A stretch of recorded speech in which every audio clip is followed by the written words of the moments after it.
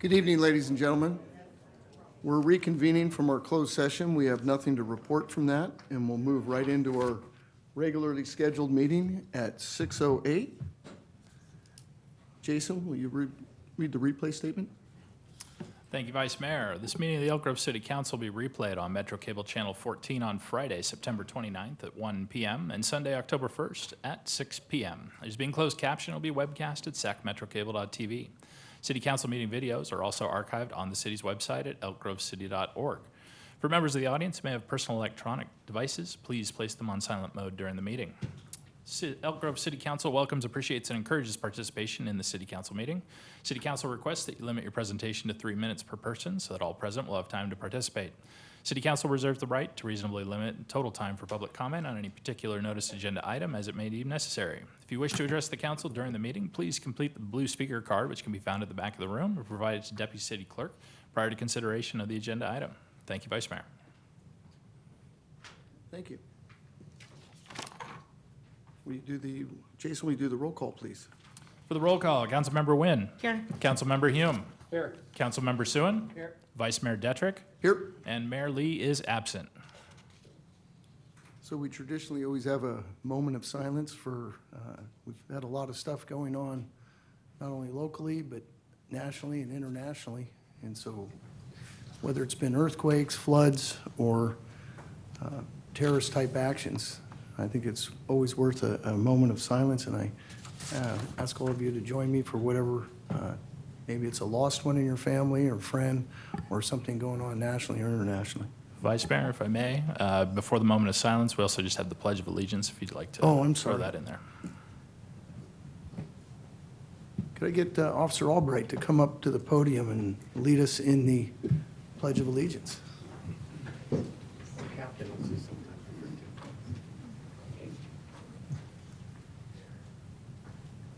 I pledge allegiance to the flag of the United States of America and to the republic for which it stands, one nation, under God, indivisible, with liberty and justice for all. Thank you. So do we have a motion on the approval of the agenda? I'll make the motion. Have a motion and a second. All those in favor say aye. Aye. Opposed, abstentions, none. Passes 4-0. There's no closed session items, and we'll go right to presentations. Jason, would you announce the first presentation? And that would be item 4.1, which is a presentation of certificates of recognition to Jay DeWald and Ray Bayless for their volunteer efforts with the Strauss Festival of Elk Grove. Jay and Ray, if you could meet me at the podium.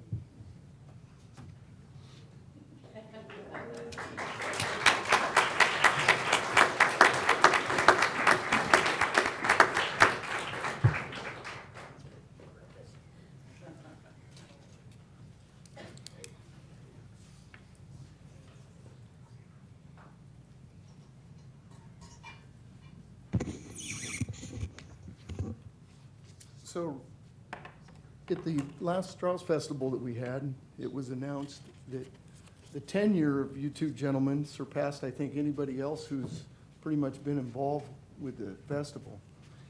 And we'll start out with Jay. And as everybody knows, that the event that Strauss puts together is our Disneyland event. It's definitely it's beyond gold. It's our platinum, if you're going to say. It's going to be as high as it could possibly be.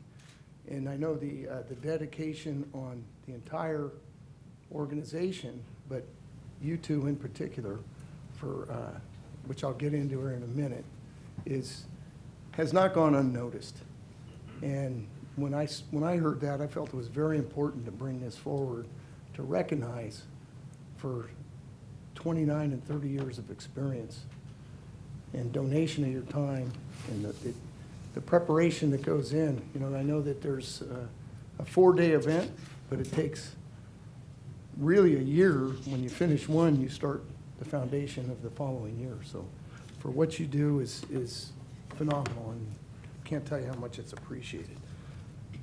So the city of Elk Grove recognizes and appreciates and honors Maestro Jay DeWalt. The Strauss Festival of Elk Grove this year marked the Elk Grove's 30th anniversary of annual Strauss Festival of Elk Grove, held the weekend of July 27th through the 30th, 2017, at Elk Grove Regional Park. And Jay DeWalt, also known as Elk Grove's own Johann Strauss Jr., has conducted for the Strauss Festival every year since its inception in 1987. 30 years, phenomenal. Leading the 40-piece orchestra with authority fostered by his impressive musical resume. And Jay is an accomplished trumpet player, taught music for 26 years at Elk Grove High School, and is now retired as band director at Pleasant Grove High School. He also taught music at Catherine Albiani Middle School and oversaw an instrumental program at Elk Grove Elementary.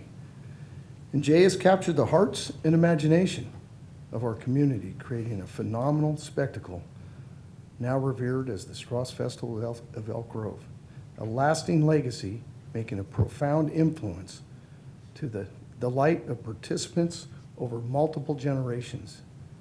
Now therefore be resolved that the City Council of the City of Elk Grove hereby recognizes and appreciates, honors, and celebrates Maestro Jay DeWalt and his integral role in bringing the community of Strauss Festival of Elk Grove for the past 30 years, acknowledging with pride and appreciation the enduring and enriching contribution that Maestro Jay DeWalt and the Strauss Festival has brought to the city of Elk Grove, and happily looking forward to many more events to come. Signed by the entire Elk Grove City Council on the 27th day of September.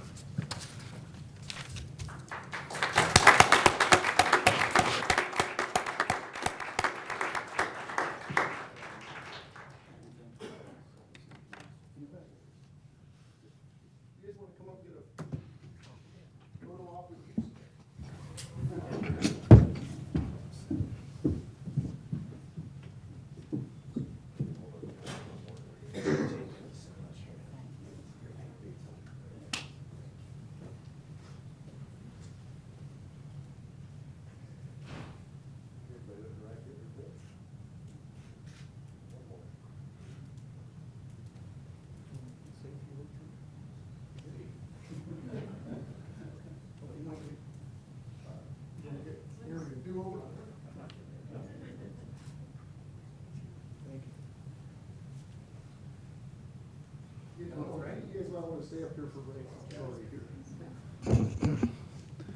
Ray, we don't have this many nice things to say about you, unfortunately.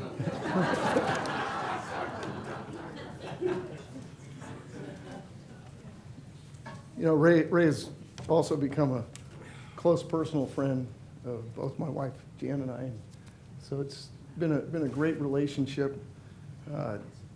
Ray not only does everything for the Strauss Festival, but he does so many different events that he contributes to with his floral and his time. And, you know, you and Ray Lynn have become kind of an extended part of our family. And those kind of relationships are what make our community. And I appreciate all the hard work that you've done for all of us. So the City of Elk Grove recognizes and appreciates and honors Ray Bayless. Strauss Festival of Elk Grove this year marks their 30th anniversary. So a lot of the same information is relative to that. So I'll jump right into Ray's dedication and commitment have led others to admire him as an institution and pillar upon which Strauss Festival was built, having served as a dancer each and every year since 1998, a short time compared to Jay, and also costume designer, tailor, hairstylist, florist, and sanitation engineer. For those of you who don't know what that means and the capacity he's at, he removes any and all duck leftovers from the stage. And that probably goes for the geese, too. And he's a fundraiser extraordinaire. And Ray has had so much fun being part of the festival that over the decades, he has brought his family to join him as well, spreading joy and sharing the event to inspire family, friends, neighbors, and all participants at the magical event. Ray has been a central part to a family-oriented, enriching, and enlightening event to our community, creating a fantastic annual festival revered as the Strauss Festival of Elk Grove, a lasting legacy, making a profound influence to the light of participants over multi-generations. Now therefore it be resolved that the City Council of the City of Elk Grove hereby recognizes, appreciates, honors, and celebrates Ray Bayless, Mr. Strauss Festival, and his integral role in bringing to the community the Strauss Festival of Elk Grove for the past 3 decades, acknowledging with pride and appreciation the enduring and enriching contribution that Ray Bayless and the Strauss Festival has brought to our city, and happily looking to more events to come. Signed by the entire City Council this 27th day of September 2017.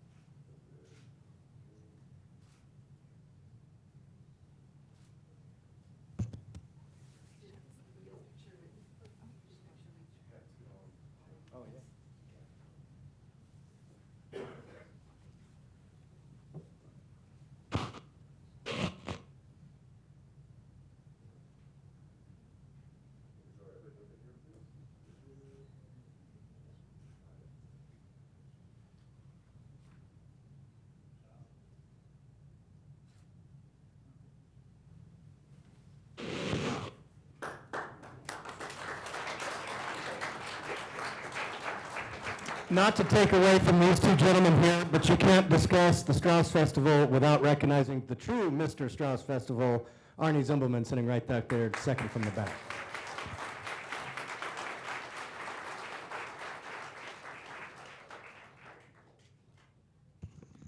And if I can just jump in here, I'd appreciate it. Strauss board members, would you please come forward?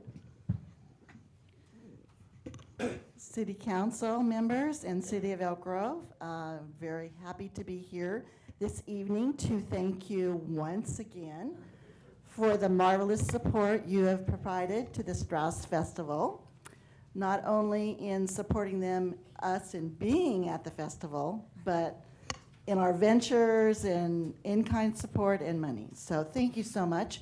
We have a special plaque that thanks you for 30 years, celebrating 30 years that we've talked about. In sincere appreciation to the City of Elk Grove, thank you for your essential ongoing support of the Strauss Festival of Elk Grove. We appreciate it so much. Thank you very much. Let's all go down and receive the pledge. You probably should have just stayed here, but.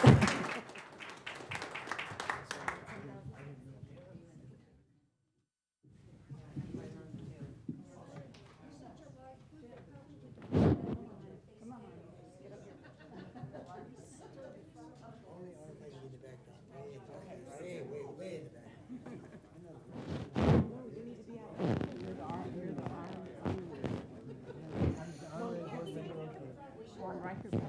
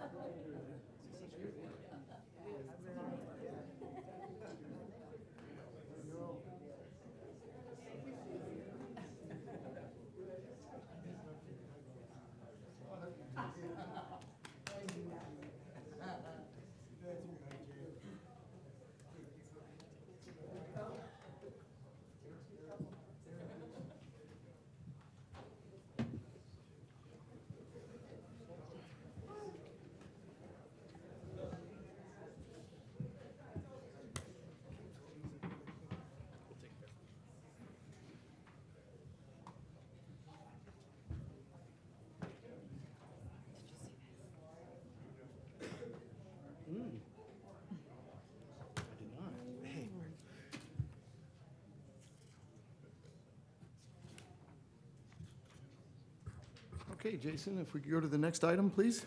Take us to item 4.2, which is a proclamation recognizing October 7th, 2017 as Ostomy Awareness Day. If I could invite Daniel Shockley to come up to the speaker podium, and you'll be met by a member of the council.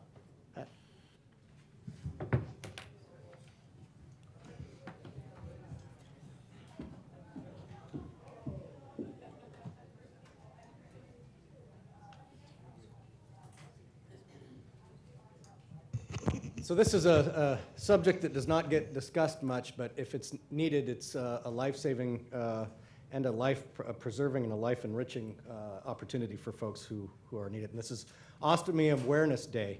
And for those of you who are like me and maybe didn't know what ostomy was, ostomy is a type of surgery that creates an opening in the abdomen that allows for the removal of bodily waste when that person has lost the normal function of digestive or urinary systems due to birth defects, forms of cancer, and other medical conditions. Over 750,000 Americans have an ostomy, with approximately 120,000 new ostomy procedures performed each year. Largely through the efforts of the United Ostomy Associations of America and its over 300 affiliated support groups, Americans needing these surgeries are becoming more aware of the opportunities for education, mutual aid, advocacy, and support. Whereas the City of Elk Grove is committed to increasing public understanding of ostomy to eventually help dispel the fear of those about to undergo the surgery, as well as the fear that confronts their families. This day can serve as a reminder to the American public that this is life-saving and life-restoring surgery. Now, therefore, be it resolved that the City Council of the City of Elk Grove hereby proclaims October 7th, 2017 as Ostomy Awareness Days. Navigate the journey together and call upon all residents of the City of Elk Grove to unite on this day in showing of support, signed this 27th day of September, 2017.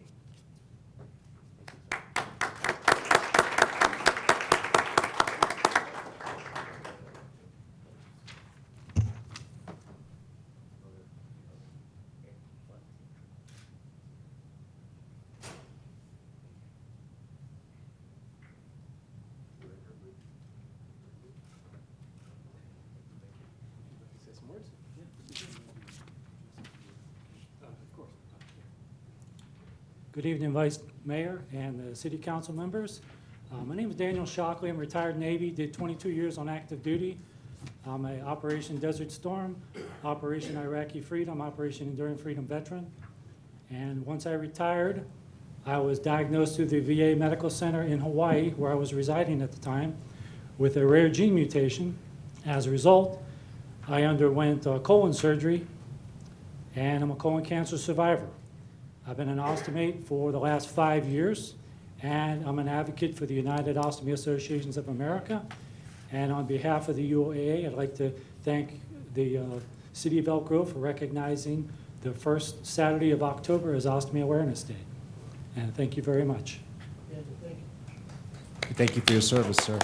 Thank you for your service, and thank you for bringing this forward, because it's easy to celebrate very fun type of things, but to come things that are not so pleasant that people go through in their life, to come out there and make awareness is very, very big of you, and thank you for being here tonight. Thank you for the opportunity.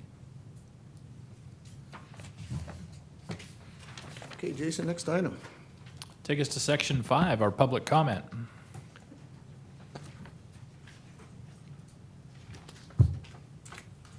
Okay, so the first speaker is Audrey Walker.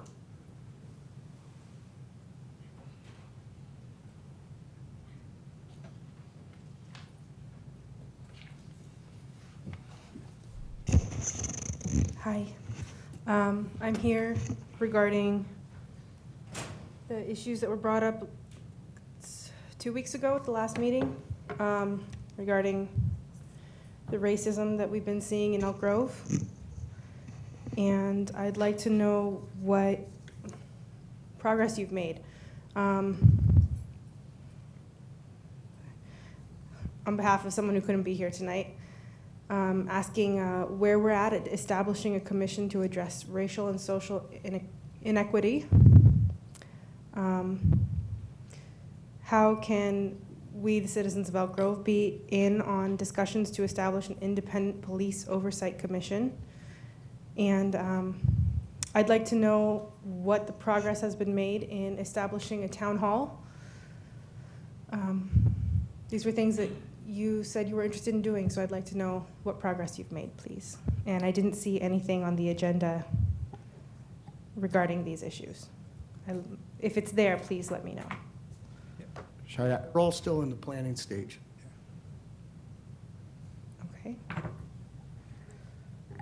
I could address that a bit more during our council comments, if you're okay, Vice Mayor. Perfect. Okay. Thank you. Thank you. And it looks like we don't have any more speakers signed up. So go to the next item. Take us to section 6, our general administration information. Vice Mayor and council members, first I'll start with the activity that we conduct every 2 years, which is the citywide survey that is developed by the National Research Center and is the only citizen survey endorsed by the International City County Management Association and the League of Cities. This survey is a low-cost resident survey service for local governments that allow jurisdictions to survey resident opinion for program planning, goal setting, budgeting, and performance measurement. We've been conducting this survey every other year since 2009, which allows us to track progress over time. Beginning this week, randomly selected households will be invited to participate in the mailed survey. At the conclusion of the mailed survey, all residents will be invited to fill out the survey on the city's website. Survey results will be reported out to the community in early 2018. Results will inform a larger community conversation about maintaining essential city services to protect the high quality of life that residents enjoy here in the city. Next, I'd like to introduce you to a really esteemed colleague on my right. The Sacramento Business Journal celebrated the region's top attorneys with the September 7th reception in downtown Sacramento, and our city attorney, John Hobbs, was among those honored as a part of the Best of the Bar 2017. And I take it it wasn't alcoholic, it was... Yeah. Must Anyway. have been blind. Yeah. But they were, the Best of the Bar honorees were nominated and vetted by their peers, and we congratulate you on that honor. Yeah, congratulations. Going to a service issue. As you all are aware, the September utility billing cycle yielded quite a bit of frustration for customers and the city, as the response times from Republic Services were below the usual standards set for city services. At the last council meeting, Tony Cicada from Republic spoke about their corrective action plan to address these issues, which include additional staffing and more communication, as well as some additional benefits to residents, such as free pickups for extra bags of waste and no late fees for the remainder of the year. City staff will be working closely with Republic on the implementation of the corrective action plan to ensure that it's carried out successfully. At this time, I'd like to invite Tony Cicada from Republic up to give you an update on where Republic is on their corrective plan. Vice Mayor Detrick, City Council, just want to give you an update on the billing transition from City of Elk Grove to Republic Services. We had over 49,000 accounts, 2 different systems. We ran into a lot of unforeseen challenges.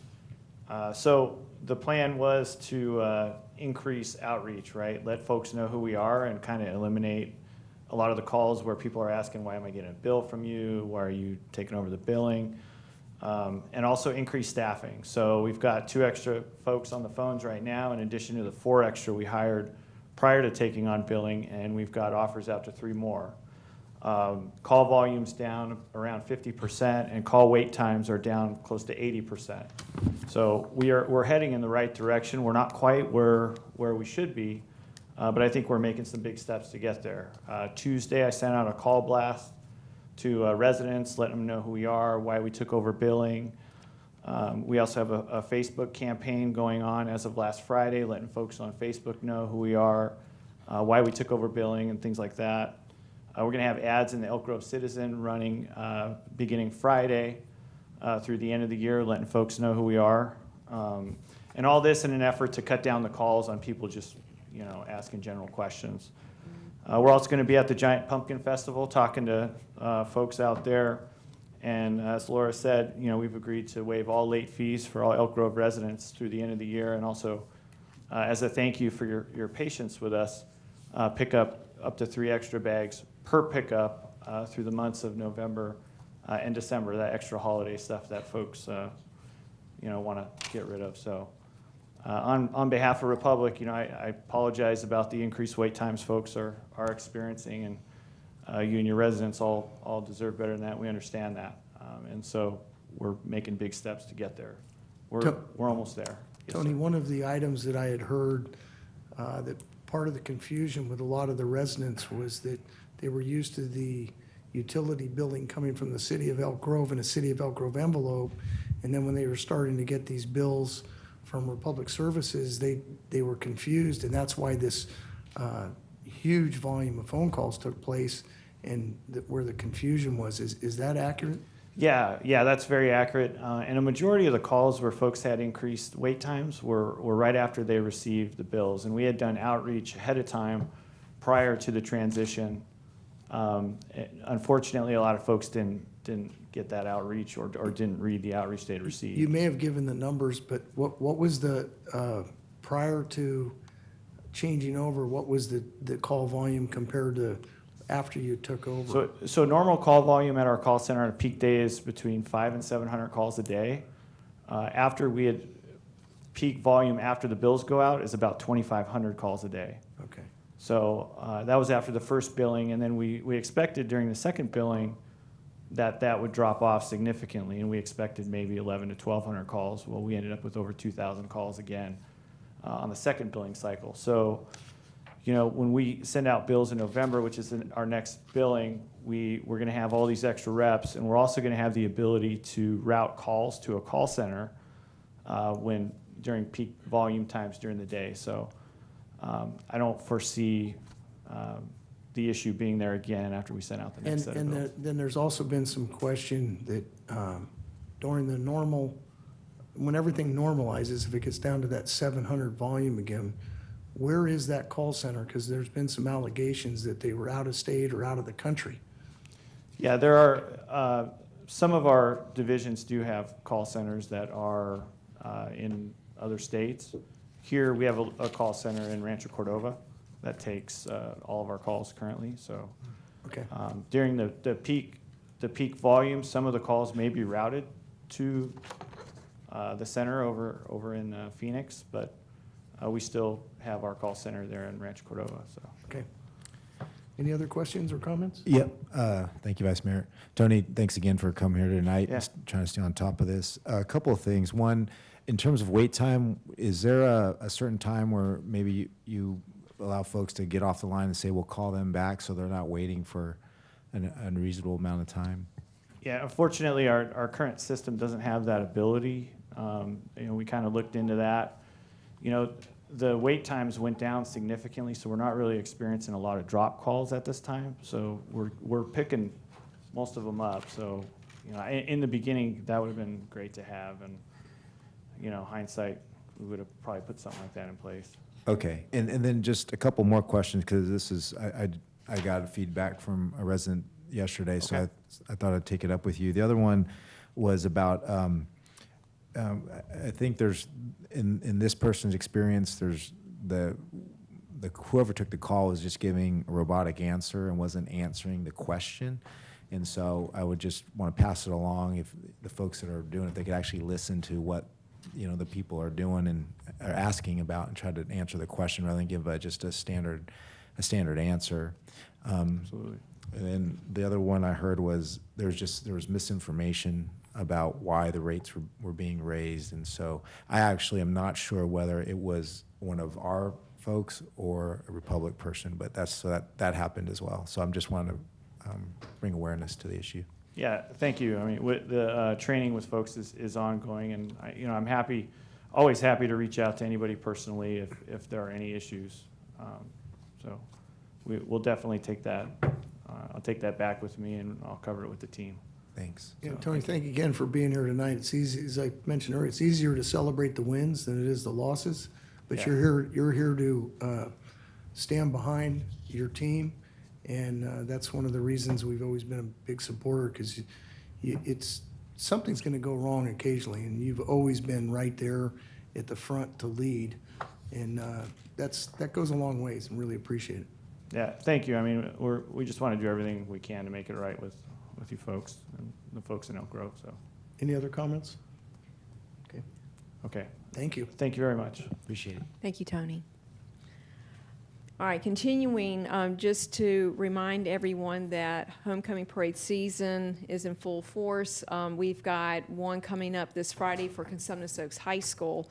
Road closures and detours will be in effect near the school from 1:30 to 3. Police officers will be on hand to assist with traffic controls, and details are available on the city's website.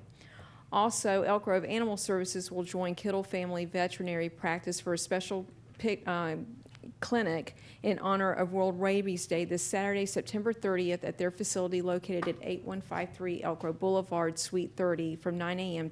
To 2 p.m. The clinic will offer free rabies vaccines, microchipping, and one-year licenses for Elk Grove pets. All dogs must be on a leash, and all cats must be secured in a pet carrier. Also, the police department will be participating in the Pink Patch Project this October. Many members of the uniformed staff will be adorning their uniforms with pink patches as a means of bringing attention to breast cancer awareness. The police department will also be holding a Coffee with the Cop event at Risque Coffee located at 2475 Elk Grove Boulevard next Wednesday, October the 4th from 8 to 11. Residents are encouraged to ask questions and talk with members of the police department over a cup of coffee. On October 25th, the Multicultural Committee will give their yearly update to the City Council. They will present the recently revised No Place for Hate proclamation as well as the city's related marketing campaign.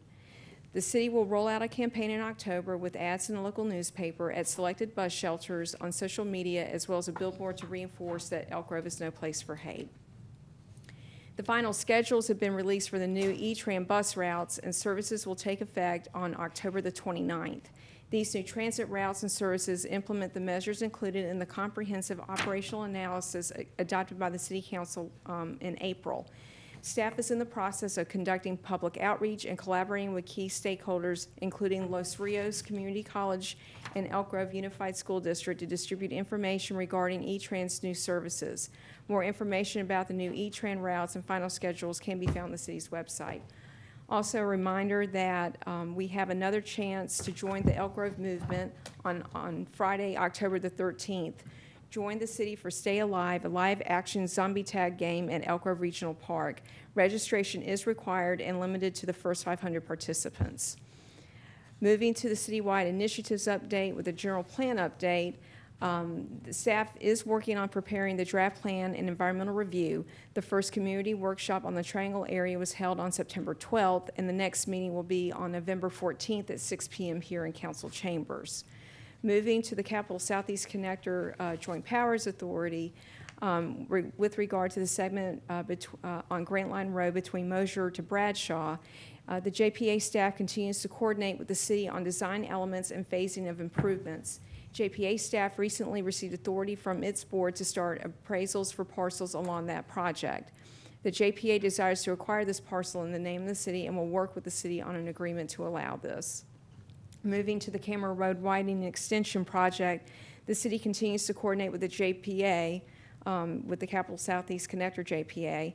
Recent discussions focused on new access points to impacted parcels and interchange modification discussions with Caltrans and their impact on the project report document required by Caltrans.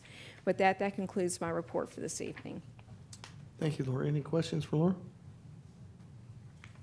Okay, seeing no questions, we'll move on to the next item. That'll be section 7, council comments, reports, and future agenda items. Okay, let's start with Councilmember Nguyen.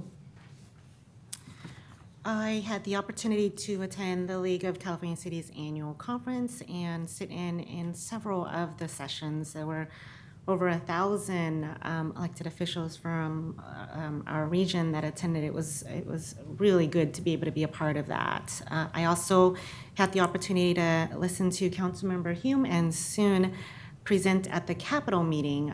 There was well over 50 attendees from the community that attended the Capitol meeting, and they truly enjoyed hearing both of them give the updates on Capitol. It was the very first time Capitol had, or an update on the city of Elk Grove. It was the very first time Capitol had members of the city council come and speak, and they've been asked to return again in the next couple of months to give more updates. I attended the Juvenile Justice Commission meeting as well as the Delinquency Prevention Council, where there was a crossover youth practice model from Georgetown University that was presented as an opportunity for us to do here in our region as well, where we address the youth who fluctuate between child welfare and the juvenile justice system. I also attended the Greater Sacramento Competitiveness Forum, where Councilmember Hume did a fantastic job in welcoming, and I'm sure he's going to talk more about it, so I won't take away that. I will be attending the Sac Metro Air Quality meeting and the Sacramento Public Library Authority meeting tomorrow. Is that it? That's it. Well, with Councilmember Hume and Soon both speaking, did the event run overtime? Speaking of that, we'll hear from Councilmember Hume now. Thank you. We were both speaking, and it was about 75-25, so I did my part to keep things. So it's very similar to our council meetings. That's right, that's right, yeah. No, that was a great event to be there at Capitol. They had fantastic questions, and I think both of us did a good job of playing off of each other and answering those issues and kind of talking about all of the things that are going on in the city of Elk Grove right now. I did have the opportunity to provide the opening remarks at the Greater Sacramento Economic Council's Competitiveness Forum that was held in Elk Grove, and it was made up of a bunch of influential folks within the region talking about how the Sacramento area can be competitive in this quest to woo Amazon's second United States headquarters. We recognize that it's going to be a horse race, but that there are things that the Sacramento region, and I tried to highlight as much as I could, the Elk Grove specifically, bring to the table with respect to the long play as far as the build-out of Amazon and what they want on their checklist. And so, the biggest bang for the buck that was rated as importance that I think this region brings in spades is the affordability of a quality of life. And so, it's going to be a long play. Barry Broom and his group are working diligently. They had some great speakers there that made some great points. And so keep your eyes open on that one. At the very least, we're going to elevate the profile of this region as being open for business for, hopefully, folks out of the South Bay. I had as was mentioned, the Connector Joint Powers Authority meeting a couple Fridays ago. We did approve the design for the segment of Mosier to Bradshaw. It does involve quite a few partial takes with respect to some parcels, and then one full parcel take. And then it will butt up nicely with the Mosier light improvement that the city is undertaking in the interim. Went straight from that out in Rancho Cordova down to Stockton for the San Joaquin Joint Powers Authority meeting. The good news to come out of that is the board did approve the new morning service, and so it will now be possible to catch a train in Fresno that will get you to Sacramento prior to 8 a.m. So unfortunately, the folks in Bakersfield lose out in the interim, but we're trying to attract a different segment of the population potentially. So you could catch a ride from Fresno, get to Sacramento in time for a morning full of meetings, and leave back home by lunch or stay the whole day. So many of opportunities for transportation out there. I past weekend, attended the Methodist Church rededication of their education buildings, the buildings that had been struck by fire, and so that was nice to go out there and be a part of that. And then on Sunday, went out to the Pinkerton Picnic, the Historical Society jail dedication that the Leadership Elk Grove class had put together. Lots of folks that came out for that. It was very nice to see. Had an RT meeting Monday night, nothing to report on that. And then with respect to the questions that have been brought up about the town hall, we have been working behind the scenes. Darren and I are a part of a network that includes facilitators that are well-versed in implicit bias and also race relations moderating. So we're going to have a meeting with them, I believe, on October the 11th. Yeah. And try and get something out of that for a community forum. Stephanie Wynn has offered to sort of step aside on that.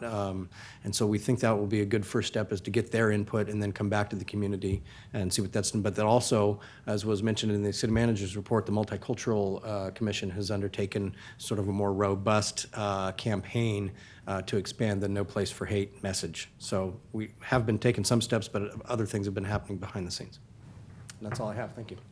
Thank you. All things, I was teasing you about your public speaking, but you stepped up since the mayor and myself were not able to make that local meeting, and I couldn't think of anybody better to represent us than you, being there for 1 year longevity, not only on the city council, but from a planning commissioner perspective. So the the depth of knowledge you're able to bring and convey that, it speaks volumes. And thank you for stepping up and doing that.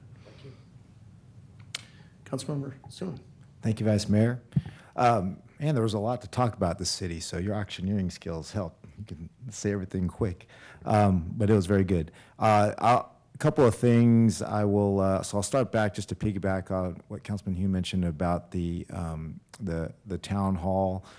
We're also working with the school district to get a venue, and Assemblyman Cooper's office has expressed interest, and so we're also working with him to further coordinate and get participants there as well. So it's not moving as fast as we would like, but it is moving forward.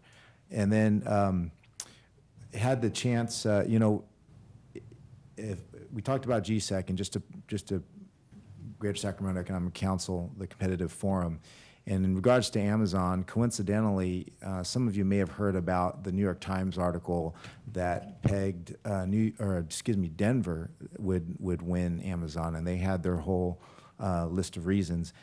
Coincidentally, I was part of a SACOG delegation to go there and look at the Denver metro area and what they've done from a transit and local measures and community planning and land use perspective on how they came together as a region and what made them be a competitor for Amazon.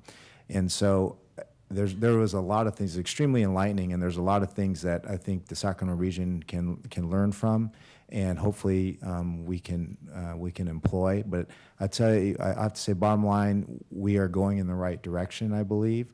When I look at, and this is not just Denver, the greater Denver metro area, what they've done, there's the city of Lakewood, how they've extended transit into their community, a suburban community for the most part, about 155,000 people, a little over 40 square miles, very similar to our city in terms of demographics and metrics, and what they've done to revitalize that area. And then directly to the south is the city of Lone Tree, who took efforts to extend light rail down to their city a couple miles to their 2,000 acres of zoned office land in hopes of bringing Amazon to that area. So strikingly similar to the things that we're doing here in the city of Elk Grove. And one thing Denver was able to do better than the Sacramento region at this point is behave regionally. They came together, interestingly enough, that we came together as a region from a 1965 flood that they suffered, and so they realized they needed to come together as a region, and so they passed a transit measure that was carried by 31 of all things, Republican mayors, and I thought that was pretty interesting, and for transit nonetheless. And so there's a lot of turns where they went right and we seem to go left historically, but I think it's really garnered a really good, robust dialogue between the SACOG members that went. And along those lines, we're going to be having a SACOG retreat coming up, and I think this is going to be a great topic of conversation for us. I also went to the SACOG board meeting since we last met. We have American Leadership Forum coming up, our monthly meeting there. Attended the Elk Grove Food Bank Gala. That was a really nice event over at the Sheldon Inn. And Library Authority is tomorrow. Had a chance to drop in to the League of Cities, the Reducing Homelessness seminar, and I thought there's a group there that presented, and I think it's worth taking a look at. I'll forward the information, Sarah, to you. I think to take a look at the strategies that they were talking about. I think it's unique and it's worth investigating. Finally, I wanted to also bring it back a little bit to Denver. Another thing that Lone Tree employed was their partnership with Uber. We talk about first last mile connections using Uber. They experimented, and it's been very successful, where they have an established route in the city of Denver, city of Lone Tree, that the city looked at subsidizing. It was so successful that they're looking to expand that to the weekend. And so I'd like, if it's okay with this council, I'd like to get staff to look at, we have a Uber office here, and I'd like to see what that partnership might look like going forward. It's something, a model, if you look at us as a suburban community, leveraging these new technologies like Uber and Lyft, I think make a lot of sense. And if with staff's, or I mean, council's permission, I'd like to get staff to investigate that. I'm okay with that, sure. Okay. Great, thank you. And that is it, thank you. Thank you. Well, I've been gone for the better part of the last month, out of town and out of the country for a good part of it. But I did have an opportunity to go to the first annual Elk Grove Police Department Open House and Barbecue. Chief Noblet, thank you for you and your team hosting that. I thought it was a great event, great turnout. A lot of families turned out and gave them an opportunity to engage our police team. I know that it seemed like the motorcycles were definitely a big hit with the kids, and they had the SWAT team there, and just all the different segments of your organization. So I think that's a great way to bridge the gap with people to engage our police department in a positive venue like that. So appreciate that and look forward to having that for years to come, as well as what you're doing with the Coffee of the Cop and the other public outreach you're doing. I also had the opportunity to meet with a group of Cub Scouts through that's the boys venue for the Latter-day Saints, that their Cub Scout program is where they try to bring these young men along in a group environment. And so one of the things they had was community volunteering and what entails to be a public official and how they can get more involved. So was able to sit down with a dozen of these young men and spend about an hour going over a lot of the issues that they could get involved in at their age, and then how they can start building towards their future. And it's a great foundation, and all of them had an opportunity to get up and speak. And one of the things I talked to them about was public speaking. And the more opportunities that they take to do public speaking will just enrich every part of their life, whether it's middle school, high school, college, or in their professional career. Because public speaking, I think, by far is the biggest fear that the average person has. So great to see these young men out there doing that. Went to the Elk Grove Chamber Mixer, was joined with Councilman Hume was there as well, hosted by Jackson Property. The Elk Grove Chamber does a great job trying to bring businesses together and networking in our community. It's a free event every month hosted at a different business. So it's a great opportunity for folks to get out and meet their business leaders. And if you have a business, it's a great way for you to be able to network with the other businesses. Went to the Elk Grove Food Bank's Harvest of Hope celebration and fundraiser, and it was held at the outdoor venue at Sheldon Inn, and there was approximately about 400 guests, and it was great to see people come out to support. And the last I heard, it was well over $50,000 that they had raised for the event. So anybody who knows anything about the food bank, boy, $50,000 goes a long way to help them out. And every segment that we can pull from to help out the less fortunate in our community, and the good work that they do for the underprivileged people. And we're seeing more and more seniors and children that are being affected on this. So thank you, everybody who went out and supported that. And then the last thing is, I'll tie in why I was gone. So I was in Paris for 2 weeks, and I went there for the World Water Ski Championships. My son is a professional skier and was one of the representatives for the United States, and was there to support the whole U.S. team. And it was 2 years ago, I went down to Guadalajara, and the USA lost the gold medal. They ended up in second place. So they were determined as a team to pull back together, and they won the gold medal this year to take it back in France. France was really proud to put the event on, and it's an interesting experience. I'd never been to Paris before, never been to France before, so was able to tour and go to Normandy, which was just a remarkable place to go to and look at the history and what our American soldiers, as well as other Allied soldiers, gave their lives for the freedoms that not only we have, but many of the Europeans. And I heard one story talking to one American general was talking to the French general, and the American general asked the French general if he spoke German. He goes, "No, I don't." He said, "You're welcome." So I thought that was kind of interesting, just the whole dynamics there. But anyway, it's no place like home, sleeping in your own bed, and it's good to be back. So next item. Will take us on to Section 8, our consent calendar items. Okay, so we'll open public comment. I don't see anyone signed up to speak. So we'll close public comment and council deliberation or direction. Motion to approve consent? Second. A motion and a second. All those in favor say aye. Aye. Opposed, abstentions, none. Passes 4-0. Next item. Which takes us to Section 9, our public hearings, starting with item 9.1, a public hearing to consider approval of the fiscal year 2016-17 Community Development Block Grant Consolidated Annual Performance and Evaluation Report.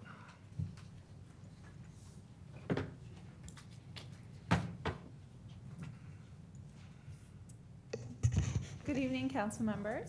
I'm Sarah Bontrager, your Housing and Public Services Manager.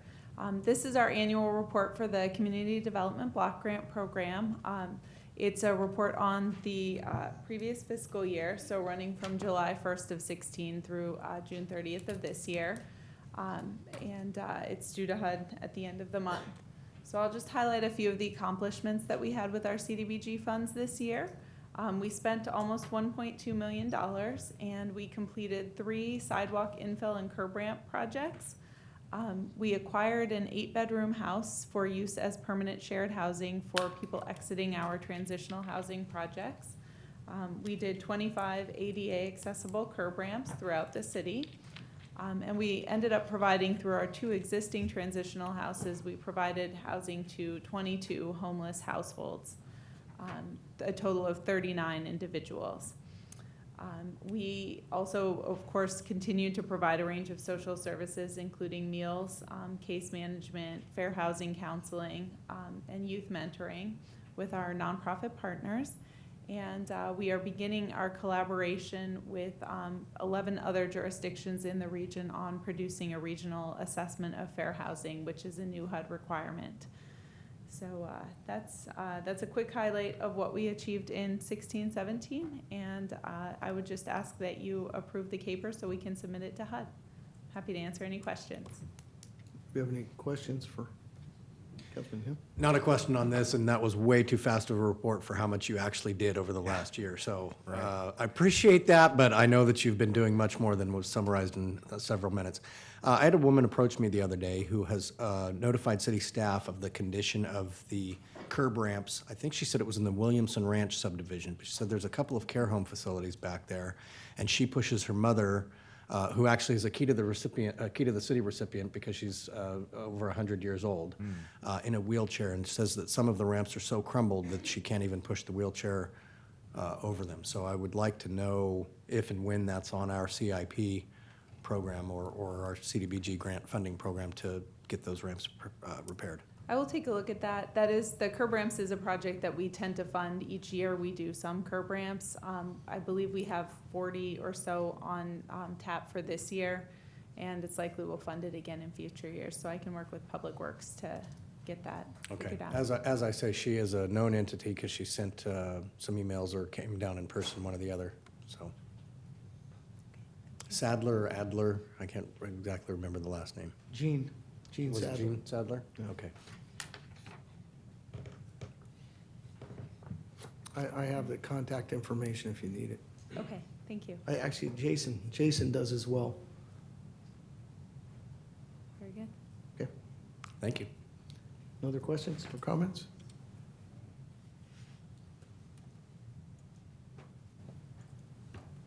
Well, thank you for all you do. Thank you. Okay, so we'll declare the public hearing open. Open public comment. There's no one signed up to speak. We'll close it. Declare public hearing closed. Council deliberation, direction, or a motion? Move to accept the caper. Second. I have a motion and a second. All those in favor say aye. Aye. Aye. Opposed, abstentions none, passes 4-0.